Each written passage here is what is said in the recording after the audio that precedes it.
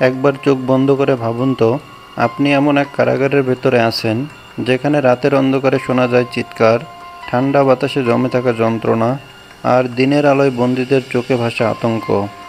সেখানে আইন কাগজের কালি ছাড়া আর কিছুই নয়, ন্যায় বিচার হয়তো বহুদূরের এক স্বপ্ন। রাশিয়ার সেই ভয়ঙ্কর কারাগারগুলো, যেখানে একজন বন্দী বেঁচে থাকলেও তার ভেতরের মানুষটা প্রতিদিন অল্প অল্প করে মরে যায়। কেন এই কারাগারগুলো এত কুখ্যাত, আর ভেতরে আসলে কি ঘটে, আজ আমরা উন্মোচন করব সেই অজানা গল্প। স্বাগতম তথ্য দর্শনের আজকের এ পর্বে। আজ আমরা প্রবেশ করব রাশিয়ার কারাগারের সেই অন্ধকার জগতে, যা নিয়ে বহুদিন ধরে চলছে সমালোচনা, প্রতিবাদ আর গোপন রহস্য। সোভিয়েত ইউনিয়নের সময় থেকে শুরু করে আধুনিক রাশিয়া পর্যন্ত এই কারাগারগুলোতে লুকিয়ে আছে ক্ষমতার অন্ধকার ইতিহাস, রাজনৈতিক বন্দীদের কান্না, খুনি, সন্ত্রাসী, নরখাদক আর সাধারণ বন্দীদের অসীম কষ্টের স্মৃতি। চলুন শুরু করি অতীত থেকে। রাশিয়ার কারাগারের ইতিহাস বলতে গেলে শুরু হয় সোভিয়েত যুগের কুখ্যাত গোলাগ সিস্টেম দিয়ে। 1930 থেকে 1950-এর দশক, স্টালিনের শাসন। সাইবেরিয়ার বরফাচ্ছন্ন মরুভূমি, উরাল পর্বতমালা, সেই কঠিন ভূখণ্ডে গড়ে ওঠে শ্রম শিবির। বন্দীদের দিয়ে খনির কাজ, রেললাইন বসানো, কাঠ কাটা, যেন মানুষ নয় যন্ত্র দ্বারা করানো হতো। ইতিহাস বলছে প্রায় 18 মিলিয়ন মানুষকে পাঠানো হয়েছিল সেই গুলাগে, এবং অন্তত প্রায় 2 মিলিয়ন বন্দী মারা যায় ঠান্ডা, ক্ষুধা আর অমানবিক পরিশ্রমে। যদিও সোভিয়েত ইউনিয়ন ভেঙে গেছে, কিন্তু সেই অমানবিক ছায়া আজও রাশিয়ার কারাগারে বেঁচে আছে। সবচেয়ে কুখ্যাত কারাগারগুলোর মধ্যে কয়েকটির নাম শুনলেই বুক কেঁপে ওঠে। ব্ল্যাক ডলফিন প্রিজম, রাশিয়ার সবচেয়ে ভয়ঙ্কর অপরাধীরা এখানে থাকত। প্রায় 24 ঘন্টা হাতকড়া পরা অবস্থায় কাটাতে হতো তাদের।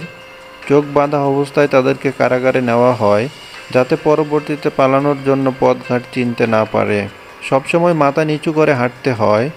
এ কারাগার থেকে পালানোর সম্ভাবনা একেবারে শূন্য। রাশিয়ার আরেকটি কারাগার কলিমা গুলাগ। এ কারাগার অতীতের এক ভয়ঙ্কর প্রতীক। 1930 থেকে 50-এর দশকে হাজার হাজার বন্দী বরফ জমা ঠান্ডায় আর শ্রমের চাপে এ কারাগারে শেষ নিঃশ্বাস ত্যাগ করেছিল। Penal colony IK-2। Alexei Navalny এই কারাগারেই বন্দী ছিলেন। তিনি ছিলেন একজন বিরোধী দলীয় নেতা। মানবাধিকার সংস্থা বলছে এটি যেন এক মানবিক ধ্বংসযন্ত্র। ক্রেস্টি প্রিজন, এ কারাগারে একসময় 1200 জনের জায়গা ছিল, কিন্তু সেখানে রাখা হয়েছিল 12,000 জন বন্দী। গাদাগাদি, শ্বাসরুদ্ধকর এক দুনিয়া ছিল বন্দীদের জন্য এ কারাগার। এই কারাগারগুলোর ভেতরকার জীবন ছিল যেন এক জীবন্ত নরক। 16 থেকে 17 ঘন্টা বাধ্যতামূলক শ্রম। খাবার ছিল এক টুকরো শুকনো রুটি আর পাতলা স্যুপ। শীতের রাতে কম্বল ছিল অপ্রতুল। -20 ডিগ্রি ঠান্ডা কক্ষে জমে যেত হাড়, দেওয়া হতো না কোনো কম্বল। যোগাযোগ নেই, অভিযোগ নেই, প্রতিদিন এক অনন্ত অপেক্ষা, আরেকটা দিন বেঁচে থাকার। শাস্তির ধরন শুনলে শিউরে উঠবেন। মাসের পর মাস একক সেলে আটকে রাখা হতো। -20 ডিগ্রি তাপমাত্রায় খালি গায়ে রেখে ঠান্ডা পানি ছিটানো হতো। ঠিকমতো ঘুমোতে দেওয়া হতো না। রাতভর আলো জ্বালিয়ে রাখা হতো যাতে ঘুমাতে না পারে এবং মন থেকে ভেঙে পড়ে। 2018 সালে ইয়ারোস্লাভল কারাগারের এক ভিডিও ফাঁস হয়। সেখানে দেখা যায় বন্দীদের নিয়মিতভাবে মারধর, নির্যাতন চালানো হয়। দেখে বিশ্বজুড়ে নিন্দার ঝড় ওঠে। নারীদের কারাগার হয়তো শারীরিক নির্যাতন কিছুটা কম, কিন্তু মানসিক চাপ ভয়ঙ্কর। চিকিৎসা সেবার অভাব, যৌন হয়রানির অভিযোগ, মাতৃত্বকালীন কোনো সাপোর্ট নেই, অনেক সময় অজানা কারণে মৃত্যু। একজন সাবেক বন্দী নারী বলেন, ওখান থেকে বের হওয়ার পরও আমার ঘুম ভেঙে যায় সেই চিৎকার শুনে। সেই ভয় কখনো যায় না। জাতিসংঘ, human rights watch, amnesty international বারবার প্রতিবাদ জানিয়েছে। তাদের অভিযোগ, এই কারাগারগুলোতে মানবাধিকারের ন্যূনতম মানও মানা হয় না। কিন্তু রাশিয়া, তাদের দাবি সব অভিযোগই রাজনৈতিক। কারাগারগুলো নাকি দেশের নিরাপত্তা আর শৃঙ্খলার জন্য অপরিহার্য। রাশিয়ার বিরোধী দলীয় নেতা অ্যালেক্সেই নাভালনি বলেন, পেনাল কলোনি IK-2-তে বন্দী থাকা মানে প্রতিদিন ধীরে ধীরে মৃত্যু। নিদ্রাহীন রাত, মাইনাস তাপমাত্রার সেল, অবিরাম শারীরিক শ্রম, এক অদৃশ্য ভয় যা প্রতিটি মুহূর্তে গিলে খায় আপনাকে।